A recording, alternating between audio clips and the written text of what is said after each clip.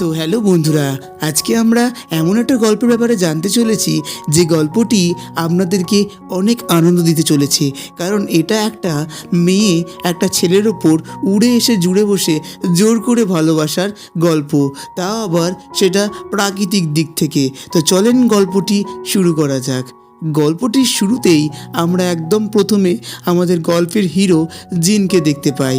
সে এক নামকরা বড় লয়ার, আর তার বড় বড় কাজ করার জন্য সে কোনোদিনও হেরে যায়নি। তার একটা গুরুত্বপূর্ণ কাজের জন্য সে কিছু ডকুমেন্টস একটা লকারে ভর্তি করে রাখছিল, আর তখন লকারে ভর্তি করে রাখার আগেই তার ঘরের বাইরে একটা আওয়াজ হওয়ার কারণে সে ছুটে চলে গেল যে কী কারণে আওয়াজটা হলো সেটা দেখতে।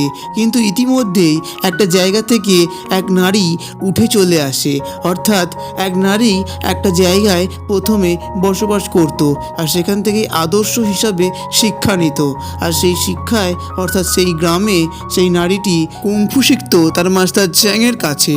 আর সে কুংফু শিখতে শিখতেই যখন দেখে যে সেখানে এক বদমাস কুংফু মাস্টার সেখানে ঢুকে পড়ে তার সঙ্গে বিয়ে করতে চায়, তখনই সে তার কাছে একটা মূল্যবান পাথর সে ধরে বসে এবং সে না বিয়ে করার আশায় সেটা খুলে দেয়। আর তারপরেই দেখা যায় যে মেয়েটি অর্থাৎ আমাদের গল্পের হিরোইন সেই গ্রামের মেয়েটি নাম হলো লিনা। লিনা চলে আসে আমাদের হিরোর বাড়ি অর্থাৎ জিনের বাড়ি। তারপরই তো পুরো গল্পটা জমে। যখন দরজার ওখানে গিয়ে দেখে যে আদৌ আসলে ওখানে কেউ নেই, তখন তার সন্দেহ হয় যে তার লকার রুমে নিশ্চয়ই কেউ ঢুকে পড়েছে। তাই সে সন্দেহ করে সঙ্গে সঙ্গে সেখানে পৌঁছে যায়, আর সেখানে পৌঁছে গিয়ে দেখে সেখানে লিনা লকারের দিকে আঙুল দিয়ে কিছু একটা করতে যাচ্ছে। তখনই তার পেছনে আঘাত করে আর লিনাকে সেখানেই অজ্ঞান করে দেয়। তখনই লিনার মাথা দিয়ে লকারটা বন্ধ হয়ে যায়। ব্যাস, ওখানে লকারটা কোনো লক দেয়া ছিল না। আর এখানে জিন বুঝতে পারে না যে আদৌ লকারটাকে বন্ধ করেছে। নিশ্চয়ই এ কোনো ইনফরমেশান চুরি করতে এসছে। জিন লিনাকে চোর ভাবতে শুরু করে, আর তারপর লকারটা বন্ধ হয়ে যায় অটোমেটিক্যালি নিজে থেকে।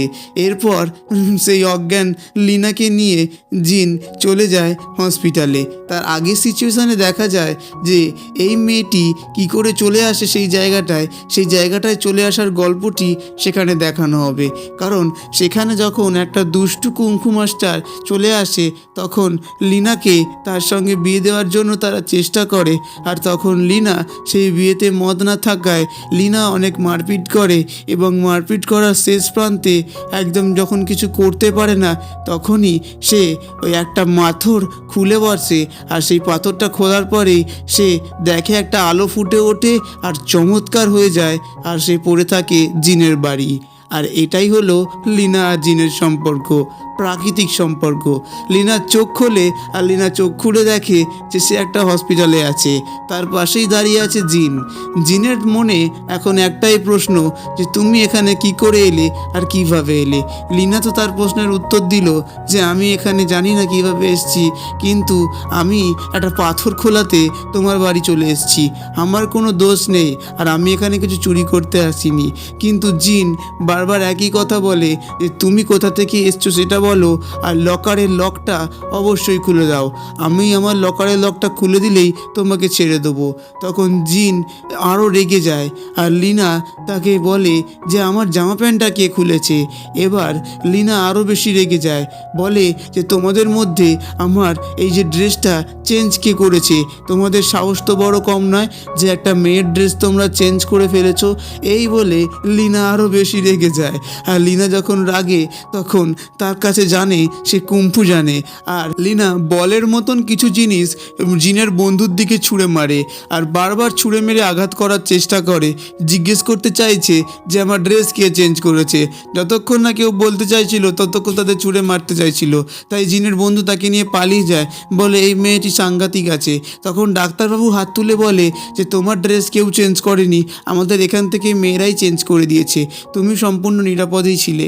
এটা বলার পর ডাক্তারবাবুর কথা শুনে ডাক্তারবাবু বাইরে চলে আসে।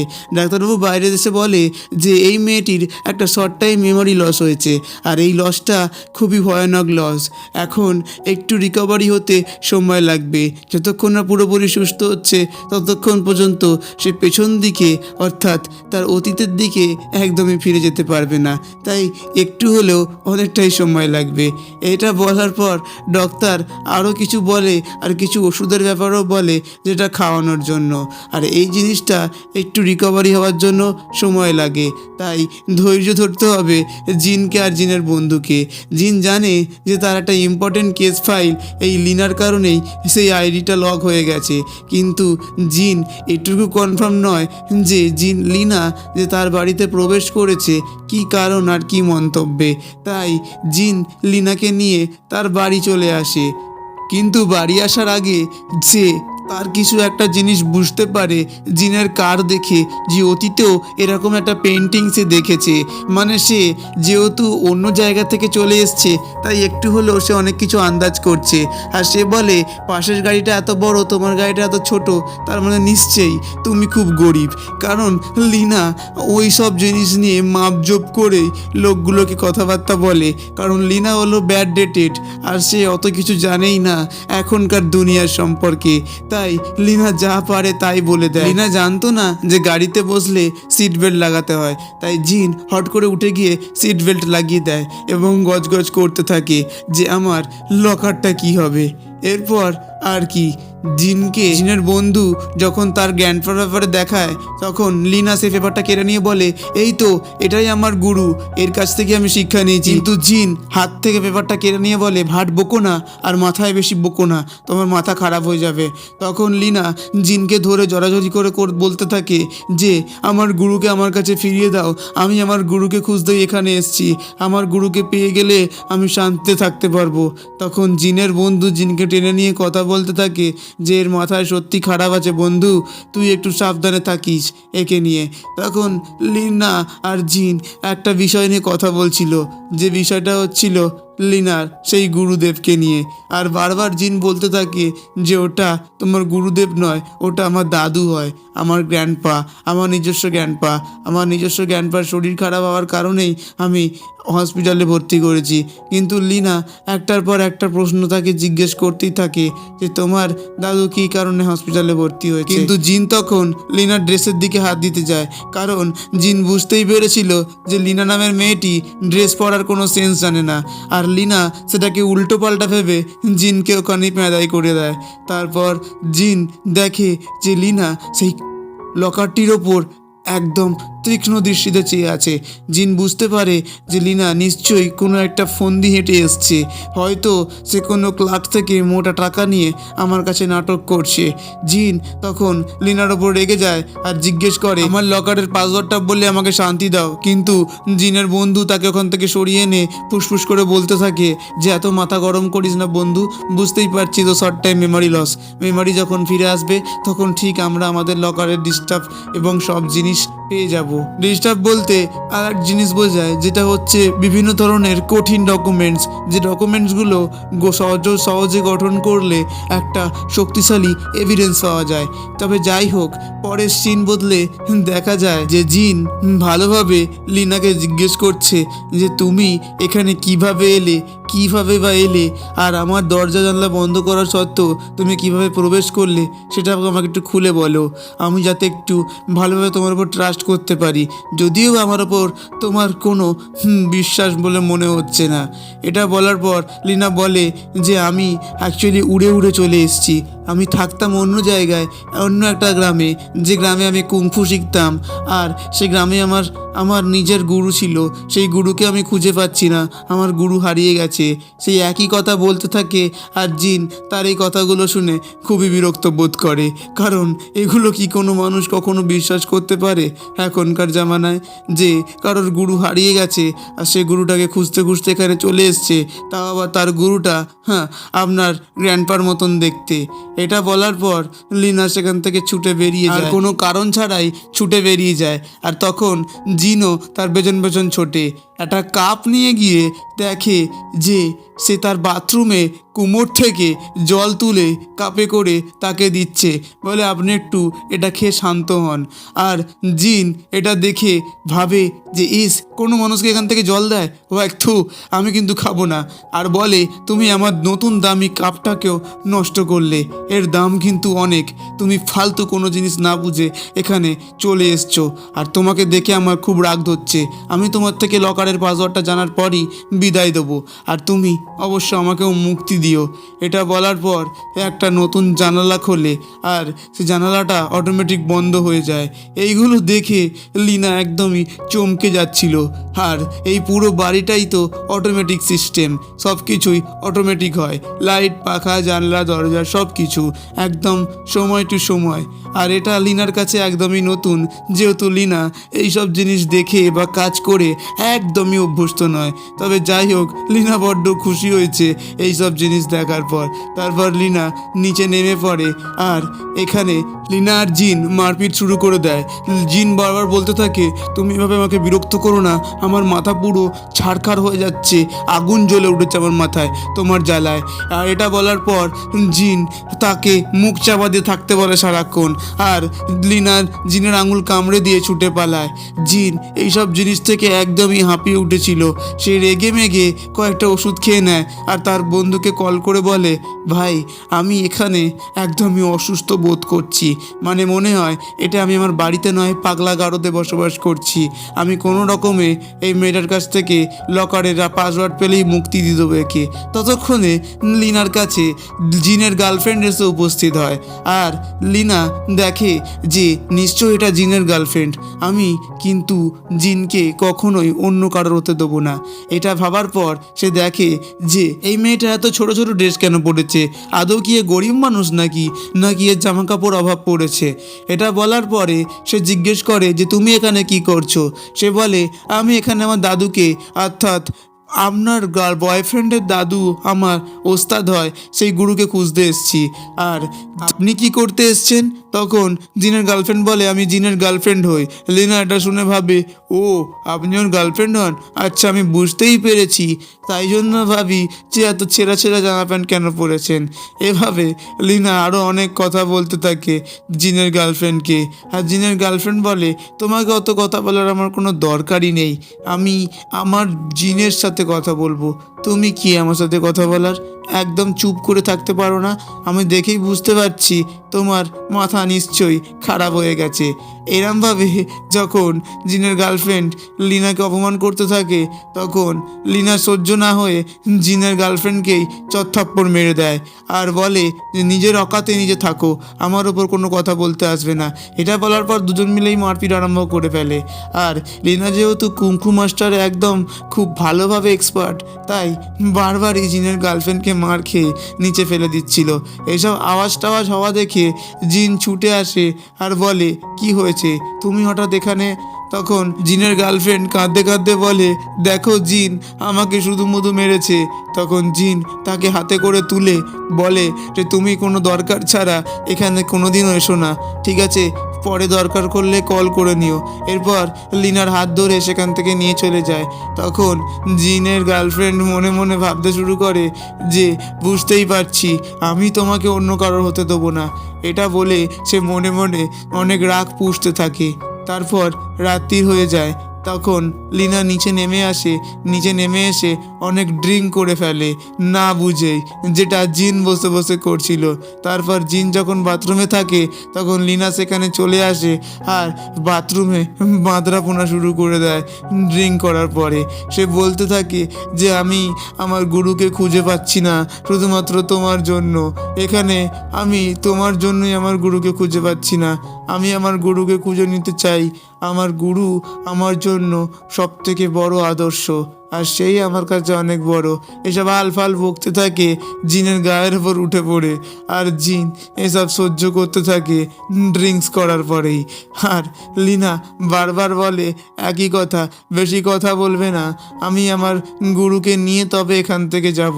তোমার লকার আর লকারের পাসওয়ার্ড আমি কিছুই বুঝি না, এটা আসলে কি হয়, এটা বলে সেখান থেকে চলে যায়। আর তখন জিন হাঁপ ছেড়ে বাঁচে আর ভাবে, কার পাল্লা এসে পড়লুম রে বাবা। তারপর দেখা যায় তাদের দুজনকেই একটা নতুন জায়গায়, যেখানে তারা দুজনই এসছিল, আর সেটাই হলো তার দাদুর হসপিটাল। নতুনই জায়গা, লিনার কাছে একদমই নতুন জায়গা। তখন লিনা দেখতে পেয়ে বলে যে হ্যাঁ হ্যাঁ, এটাই আমার গুরু। লিনা অনেক কাঁদতে আরম্ভ শুরু করে দেয়, আর লিনা বলতে থাকে যে স্যার, আপনাকে কে মেরেছে, আপনাকে কে হত্যা করেছে, একবার বলুন, আমি এক্ষুনি যাচ্ছি। তখন জিন বলে ওঠে, আরে আরে আরে, বেঁচে আছে বেঁচে আছে, তোমায় কাঁদতে হবে না, ট্রিটমেন্ট চলছে, ঠিক সুস্থ হয়ে যাবে, তুমি এখন বাড়ি চলো। এরকম কান্নাকাটি করছে দেখে জিন ভাবে যে এখানে সুবিধের নয়, হসপিটালের নার্সরা এক্ষুনি চলে এলে তাদের দুজনকেই বাইরে বার করে দেবে। তার আগেই জিন লিনাকে টেনে টেনে হসপিটালের বাইরে বের করে নেয় আর বলে যে তুমি এখনো আর কেঁদো না। কিন্তু লিনা ভ্যাঁ ভ্যাঁ করে রাস্তার মধ্যেই কাঁদতে আরম্ভ করেছে, যার কারণে পাবলিক ভাবতে আরম্ভ করেছে যে এই ব্যাটা ছেলেটাই এই মেয়েটার কোনো খারাপ বা কোনো ক্ষতি করেছে বা একে মেরেছে, তার জন্যই হয়তো এই মেয়েটি কাঁদছে। এভাবে কাঁদতে কাঁদতে লিনা আরও জোর জোর কাঁদতে আরম্ভ করে ফেলে। জিন তখন বুঝতে পারে এই পরিবেশটা একদমই ভালো পরিস্থিতির দিকে যাচ্ছে না, তাই লিনাকে জিন টেনে টেনে নিয়ে চলে যায় তার বাসাতে, আর পাবলিক সমালোচনা তো করতেই থাকে। কিন্তু এখানে এখনো পর্যন্ত জিনের সামনে লিন ভ্যাঁ করে কেঁদেই যাচ্ছে তার গুরুর জন্য। এটাও কিন্তু মানতে হবে যে জিনের দাদুকে লিনার গুরুর মতন দেখতে, আর জিন বারবার বলতে থাকে যে লিনা, তুমি কোথাও তোমার একটা ভুল হচ্ছে। কিন্তু লিনা কাঁদতে কাঁদতে চুপ করে গিয়ে বলে যে আমার কোথাও ভুল হচ্ছে না, আমি যখন ছোট ছিলাম আমি বুঝতেই পারছি যে এই যে আমার গুরুকে কেউ হয়তো কোথা থেকে নিয়ে চলে এসছে। আমি প্রায় 10 বছর ধরে তাকে খুঁজছি, কিন্তু কোনো রকমেই তাকে খুঁজে পাচ্ছি না।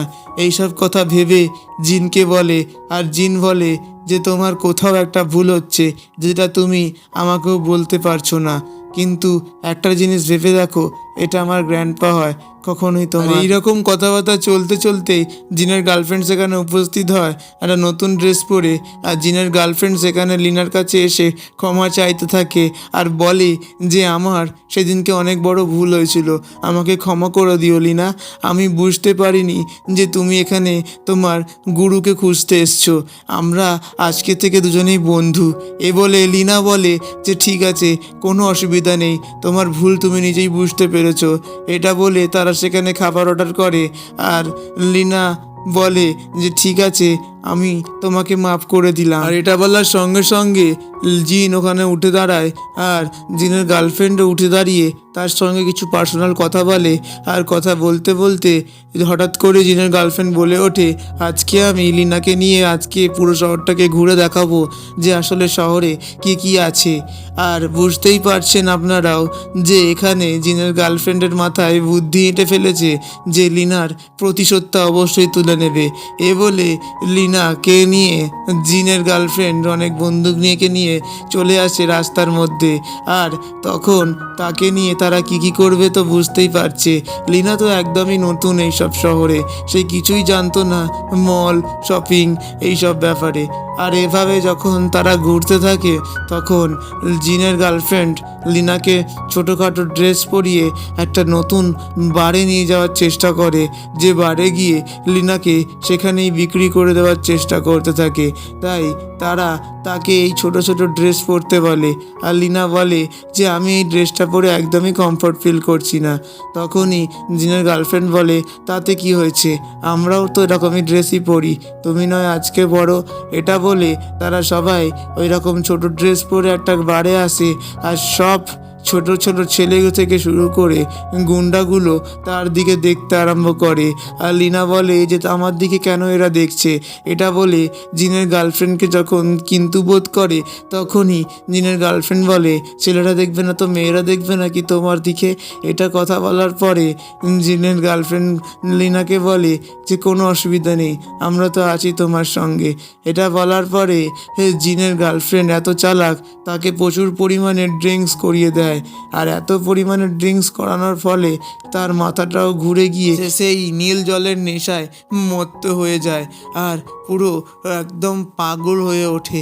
আর তখন জিন খুঁজতে খুঁজতে বাসায় আসে, দেখে যে এত রাত হয়ে গেল এখনো পর্যন্ত লিনা বাসায় নেই। তাই জিন হন্তদন্ত করে খুঁজতে খুঁজতে একদম লিনার কাছে পৌঁছে যেতে পারে। আর এটা একটু বুঝতেই হবে যে এখানে জিনের সঙ্গে লিনার আলাদাই কানেকশন আছে, যে যার কারণেই যে জিন একদম কোনো অঘটন কাজ করার আগেই পৌঁছে যায়। আর সেখানে জিনের বন্ধুও যায়, তাদেরকে মেরে ধরে সেখান থেকে লিনাকে নিয়ে চলে আসে একদম সম্পূর্ণভাবে বাঁচিয়ে। তারপর আবার কি, জিনের বাড়িতে যখন লিনাকে তোলে তখন জিন সেখানে এক গ্লাস কাঁচের গ্লাসে একটা পুরো জল রেখে দেয়, জানে যে তার জলের প্রয়োজন হতে পারে। এতটাই তাদের মধ্যে গভীরতা চলে এসে গেছিল। আর তখন জিনের সঙ্গে জিনের বন্ধুও ছিল। জিনের বন্ধুও বেশ জিনের সাথ দেয় আর খুব ভালো। জিনের বন্ধুর আশেপাশে দুঃখের সাথে সবসময় থাকে, এরকমই বন্ধু আসলে দরকার। আর জিনকে বলতে থাকে যে এই কেসটার বিষয়ে আরও কিছু এভিডেন্স আমরা পেয়ে গেলে কেসটা বেশ শক্ত হয়ে উঠবে। কিন্তু তারপর দেখা যায় যে এখানে জিন লিনাকে অনেক কিছু বলতে থাকে আর জিজ্ঞেস করে যে আমার লকারের পাসওয়ার্ডটা প্লিজ বলে দাও। কিন্তু লিনা তখনও গুই গুই করতে থাকে আর বলতে থাকে তুমি খুবই বাজে, আমি জানি আমি আমার গুরুকে খুঁজে ঠিকই পাবো, কিন্তু আমি যার বাড়িতে উঠেছি সে খুবই আমাকে বকাবকি করে। অর্থাৎ জিনের ব্যাপারে বলতে থাকে।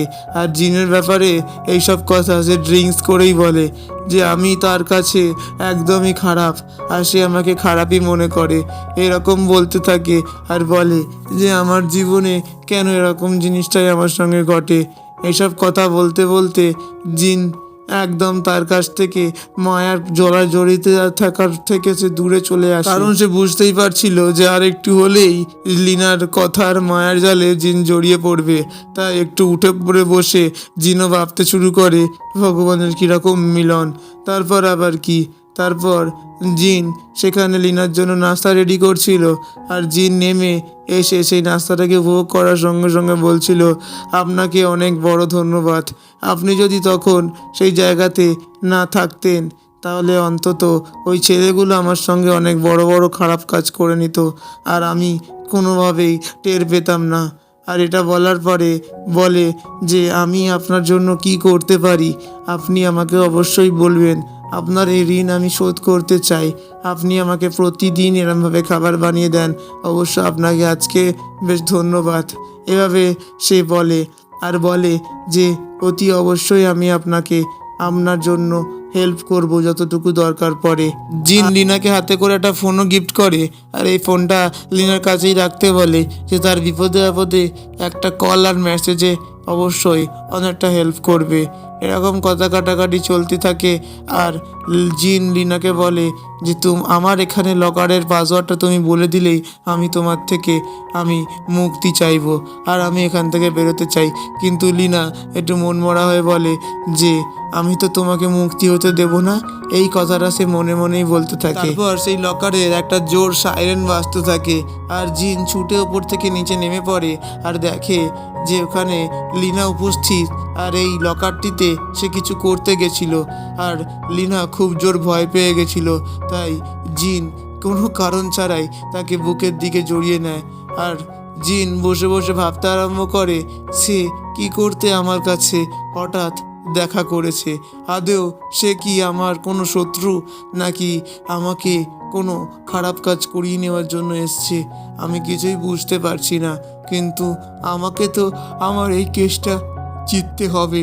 এইসব কিছুক্ষণ বেশ ভাবার পর হঠাৎ করেই জিনের কাছে জিনের বন্ধু চলে আসে একটা ফোন নিয়ে। আর জিনের বন্ধু জিনকে বলে এই দেখ দোস্ত, এইখানে লিনা কিছু কারসাজি করেছে। লিনা নিজেই একটা ভিডিও কলে লাইভে বলেছে যে জিন আমার বেস্ট ফ্রেন্ড হয় আর জিন আমারই বেস্ট ফ্রেন্ড থাকবে। এটা বলার মানেটা কি তুই বুঝতে পারছিস? এটা দেখে জিনের মাথা একদমই ঘুরে যায়। জিন বুঝতে পারে যে সেখানে আসলে জিনকে বলদ বানানো হচ্ছে, জিন নিজে থেকেই বলদ হতে এসছে। এটা যখন জিন ভাবতে ভাবতে একদম রেগে ওঠে, তখন জিন বুঝতে পারে তাদেরকে একদিক থেকে বোকা বানানো হচ্ছে। আদৌ লিনা যেমনটা দেখায় ঠিক তেমনটা নয়, সে ঠিক অন্য রকমের। তখন জিনের কাছে তার গার্লফ্রেন্ড এসে উপস্থিত হয় এবং সেখানে বলতে থাকে, দেখো আমাদের চারপাশে যেটা হচ্ছে সেটা আমরা একদমই বুঝতে পারছি না। কিন্তু জিনের গার্লফ্রেন্ড সে একই কথাই বলে যে তুমি প্লিজ তাকে তোমার জীবন থেকে সরাও, নয়তো আমি আমার জায়গাটা বুঝে নিতে হবে। তখন জিন অন্য রকম কথা বলতে থাকে, বলে আমার কোনো দরকার নেই, তুমি দিনের পর দিন আমাকে আমার থেকে খরচ হয়ে যাচ্ছ, তোমার যদি সরার ইচ্ছা হয় তুমি সরে যেতে পারো, আমার কোনো অসুবিধা নেই। এটা বলার পরে জিনের ফোনে একটা ভিডিও আসে, আর সে ভিডিও ফুটেজটা ভালোভাবে দেখতে থাকে আর ভাবতে থাকে। তৎক্ষণাৎ সকাল সকাল লিনার কাছে উপস্থিত হয় আর লিনার হাত ধরে টেনে তুলে জিন তখনই বলতে আরম্ভ করে যে এখানে তুমি কি আমার সঙ্গে নাটক করছো নাকি অন্য কিছু, তুমি আসলে কে আর কী জন্য এসছো সেটা আমাকে অবশ্যই বলো, আমি সব কিছু জানতে পেরে গেছি। তৎক্ষণাৎ তাদের সঙ্গে সঙ্গে ওখানে কিছু লোক আক্রমণ করে দেয়, আর সেই লোকগুলো হলো বড় বড় গুন্ডা। আর জিন আর লিনা সেখানে আটক হয়ে যায়, আর লিনা জিনকে পেছনের দিকে সরিয়ে দেয়, আর সরিয়ে দিয়ে কুংফু স্টাইলে তাদেরকে মারার চেষ্টা করে, যেহেতু সে কুংফুতে এক্সপার্ট ছিল। কিন্তু তৎক্ষণাৎ একটা গুন্ডা জিনের গলায় ছুরি বসিয়ে ফেলে আর বলে যে আমি একে মেরেই ফেলবো। কিন্তু লিনা তখন বুঝতে পারছিল যে ঠিক এরকম সিচুয়েশনটা তার গুরু ওস্তাদের কাছে ফেস করতে হচ্ছিল। আর জিন এখানে বারবার বলছে আমার জন্য তুমি ভয় পেও না। লিনা তখন বুঝতে পারছিল ঠিক এরকমই কেস ঘটেছিল যখন লিনা বাঁচাতে পারেনি, কিন্তু এবারে আর নয়। লিনা তখন তার আঙুলের কাছে কায়দা করে কুংফুর শক্তি দিয়ে একটা বাদাম সেই শত্রুটার দিকে ছুঁড়ে মারে, আর সেই শত্রুটা পড়ে যায়। তারপর সে সেখানে ছুটে এসে 3-4 ঘা বসিয়ে দেয় তার কুংফু স্টাইলে, আর তখনই সঙ্গে সঙ্গে লিনা জিনকে বাঁচিয়ে ফেলে। তারপর আর কি তারা একটা নতুন সুন্দর জায়গায় আসে এবং বারবার লিনা বলতেই থাকে যে আমার এই সব কারসাজি একটা নতুন প্ল্যানের জন্য, তুমি তো বুঝতেই পারছিলে না আমি এই সম্পূর্ণ জিনিসটা আমার নিজের ওপরে করেছি যাতে আমি আমার গুরুকে ফিরে পাই। কিন্তু তার সঙ্গে সঙ্গে আমি আমার মতন আর একজন মানুষকেও ফিরে পেয়েছি। এসব কথা লিনা বলে তাকে সম্পূর্ণ বিষয়টা খুলে, যে কার কাছে সাহায্য চেয়ে আর ভয় দেখিয়ে সে এই কাজটা হাসিল করেছে। আর বারবার বলতে ইচ্ছা করে যে গ্রামের মেয়েটি হঠাৎ করে এখানে এসে যেমন জিনকে বাঁচালো কুংফু স্টাইলে, সত্যিই দেখলে বোঝা যায় না যে ভালোবাসাটা এতটা গভীর হতে পারে। এভাবেই লিনা জিনকে ভালোবাসতে শুরু করে, আর জিনের মনেও লিনার জন্য সত্যিকারের একটা সত্য জায়গা গঠিত হয়। আর লিনা জিনকে একটাই কথা বলে, সব কিছু আমি নিজের ইচ্ছায় করেছি, আমার স্ব ইচ্ছায়। তখন জিন লিনাকে ওই কথাটা বলে যে তোমার এই কাজের জন্য আমার কেসটা আরও বেশি সহজ সরল এবং এভিডেন্সটাও শক্তিশালীপূর্ণ হয়ে ওঠে। এরপরে তারা বন্ধুর দিক থেকে ক্লোজ হতে হতে হতে হতে আরও প্রেমিক প্রেমিকার দিকেও ক্লোজ হতে থাকে। আজকের গল্পটিতে আমরা এতটুকু আপনাদের সঙ্গে বললাম, পরে আর এক সময় দেখা হচ্ছে। ততক্ষণের জন্য ভালো থাকবেন, সুস্থ থাকবেন এবং হাসতে থাকবেন।